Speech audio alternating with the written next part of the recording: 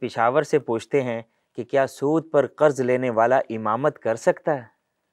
بسم اللہ الرحمن الرحیم۔ دیکھیں، سود پر قرض لینا مسئلہ یہ نہیں کہ امامت کون کر سکتا ہے اور کون نہیں کر سکتا۔ ہم نے دیکھنا ہے کہ ایک بندہ اگر فاسق ہے، گناہ گار ہے، اعلانیہ فسق کرتا ہے، اعلانیہ طور پہ گناہ کرتا ہے، تو اس کی امامت مکروہ ہے۔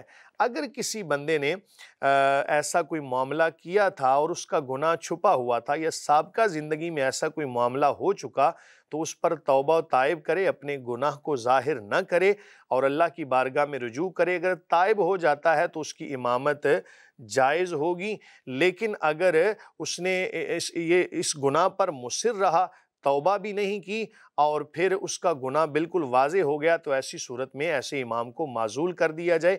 یاد رکھیں، ایسا امام کہ جس کے اندر کوئی عذر شرعی پایا جاتا ہو اور جس کی وجہ سے جماعت کے اندر قلت ہو جائے، لوگ نماز پڑھنا چھوڑ دیں، لیکن یاد رکھیں کہ عذر شرعی ہونا چاہیے۔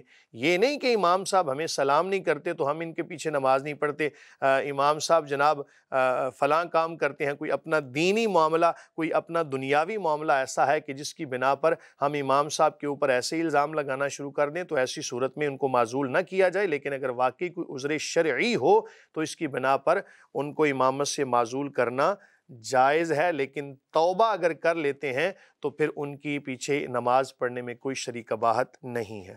امام کو اگر مقتدی حضرات سود ہی کی تنخواہ دے تو امامت کر سکے گا وہ؟ دیکھیں، یہ تو ان کا معاملہ ہے نا، انہوں نے سود سے تنخواہ دی ہے یا کسی اور سے، بہرحال ان کے لیے جو اجرت لینا ہے اس کے حوالے سے ہم نہیں کہہ سکتے کہ جی انہوں نے سود سے تنخواہ دی ہے یا کہاں سے۔ وہ تو امام صاحب کا اپنا معاملہ ہے کہ انہوں نے کیسے اس کو خرچ کرنا ہے۔ ہم یہ نہیں کہہ سکتے کہ انہوں نے سود سے تنخواہ دیا تو ان کی امامت معزول ہے۔ ہم نے دیکھنا یہ ہے کہ امام صاحب کے اندر کوئی گناہ ہے یا نہیں۔